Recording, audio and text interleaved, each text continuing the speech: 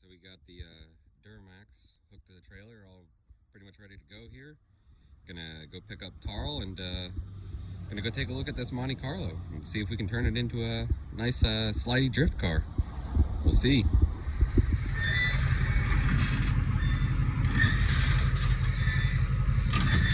Right.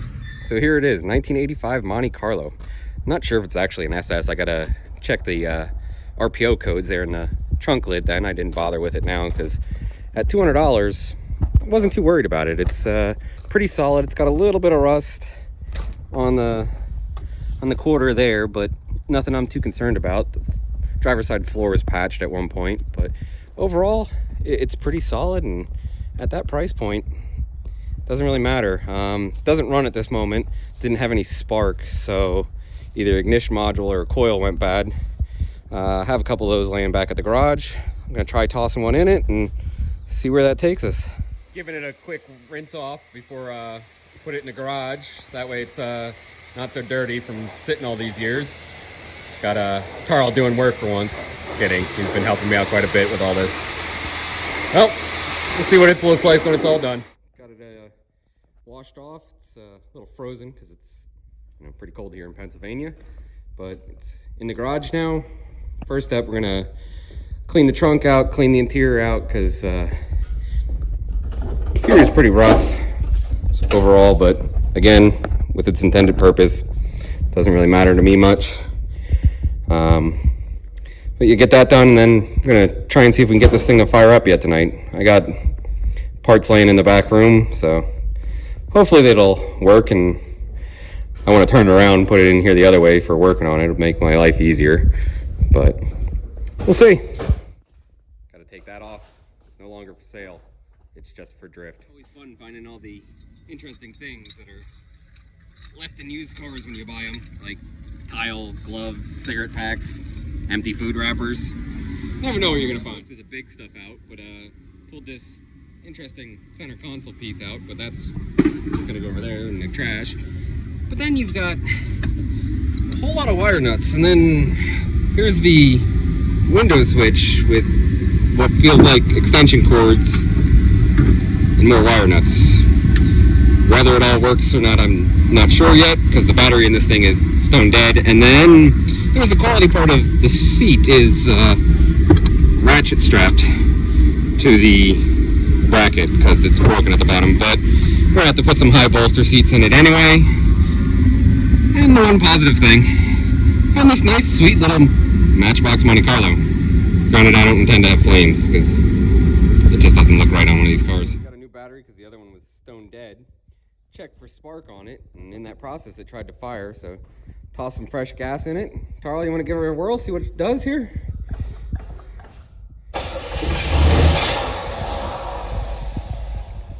Tach's working. Is it?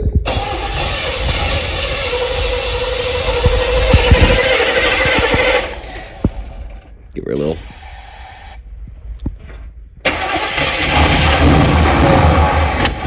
Woo!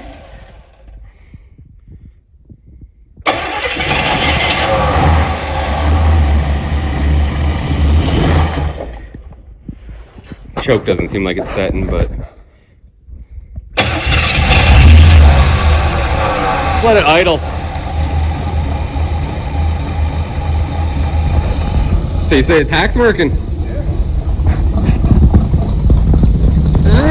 Look at that. Volt gauge working. I know the other gauge is over there. Oh.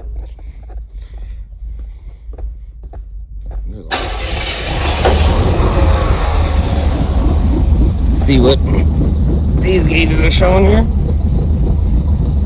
Got like 40-pound oil pressure sitting there.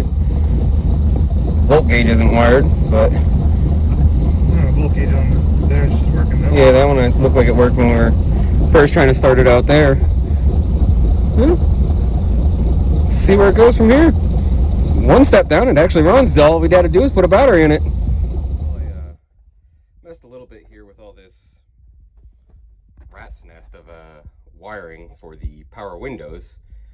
Just trying to see if I could find what was causing, them not to roll up and down. I also was over there on the passenger side a bit, but it seems like, you know, I have power going to everything, but I believe both power windows motors and the doors here are bad, because I can send power directly to them utilizing this mess here to what should be rolling them down. And I also have power at that window switch over there, but jumping it and that, you know, to roll the switch out of the equation, I have power going to the side that should roll it down. I tried for the side that should roll it up, and I get no movement whatsoever. So it leads me to believe on both sides that the motors are bad in both of them.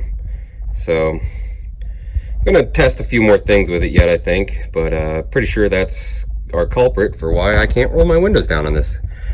So hopefully new window motors and functioning windows, which would be... The other thing I wanted to do is get the front wheels off of the thing, mostly this one, because as you can see, it keeps going flat. When we picked the car up, this tire was so flat it actually had debeaded itself on the outside. We were able to reseat it and get some air in it so that we could get it loaded up on the trailer. But one of the big problems I ran into with getting the wheels off of this thing was there was locking lug nuts on it, and the previous owner had lost the key. So my solution was, as you can see, I tried by the marring on it here. I tried to use like a vice grip, get it to break loose. No luck. So I took a 1/2 inch nut, welded it on there. Thankfully it was only on 3 of the 4, but welded this nut on there, hit it with a 3/4 inch socket, and they twist it right off. Do what you got to do when that. So thankfully though, it looks like these rotors are pretty much brand new. They're a little rusty from sitting, but pads are like new and all that. So I want to check the rest of the front end out then, but one thing at a time. And I want to get this tire air back up. Unfortunately, my air compressor is still not up and functional, so I'm gonna have to run somewhere else, because tomorrow I need to get this thing out of the garage for a short bit. That's why we haven't really done a whole lot with the car yet. I still need to be able to move it in and out until it's time to completely tear the car apart.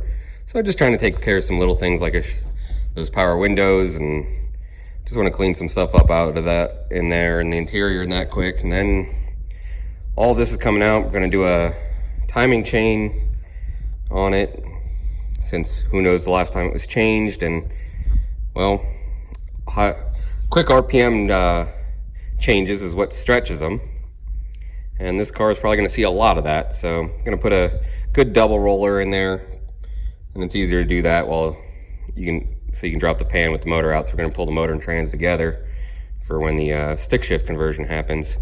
But my daily driver is due for an oil change, and that's why this needs to come out of here. So I'll get that tire aired up, throw probably the passenger seat back in so I can drive it, because the driver's side seat, remember the strap that was sitting on it? Well, the reason the strap was on it is this whole section here is broken and missing. Like, it should look kind of like this. You can see this side here is starting to crack a little bit. But one of the other things too I want to do tomorrow is I have a set of Recaros in my 67 Chevy pickup that we took on the Lemons rally, the bench seat for which is sitting right there. As you can see why we swapped it out to do 3,000 miles in the truck, because the seat's pretty well whooped. But I'm going to toss that one back in and get the Recaros out of that, and they're going to go in this. That way we got some lumbar support, or not lumbar, bolsters. And that way I don't have to work so hard to try and keep myself in the seat like I would with these, with the lack of bolstering on them. They're out of a Mark II GLI.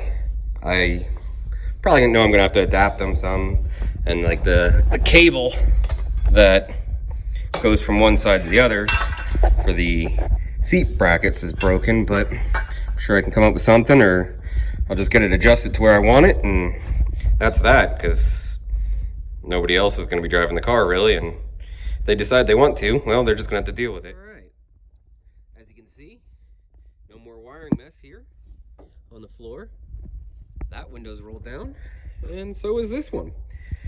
As all those wires that were hanging out under there are actually all supposed to be here in the door. Yes, there is still one wire nut. That's the hot wire, so it doesn't ground out when the ignition's on or anything. And obviously there's supposed to, all this is supposed to go into a plug that then the window switch would go into.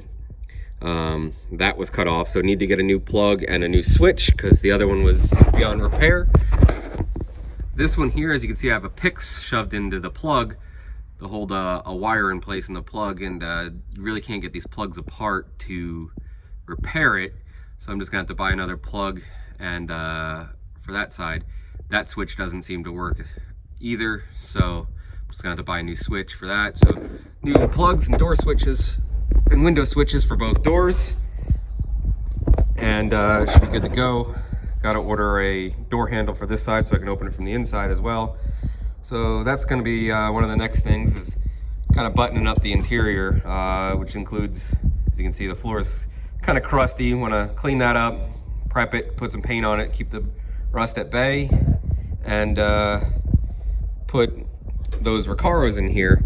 I'm going to try and utilize, like, this is the passenger side seat. I just put in it so I can move the car around.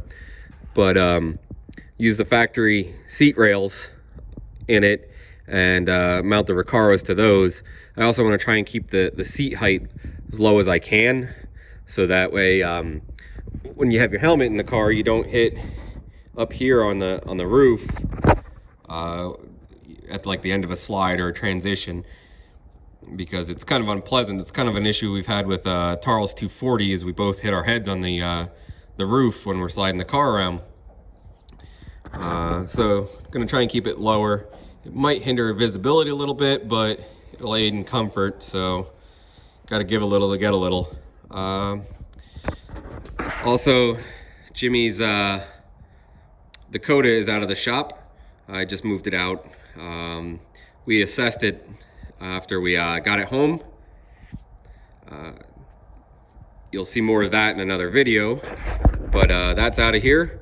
And stay tuned for updates on all of them. The 240, the Monte Carlo here, or Drift Carlo as we've currently nicknamed it. Don't know if that's going to stay or not, but seems like it is. And Jimmy's Drift Dakota, that's not there. Stay tuned for the next one.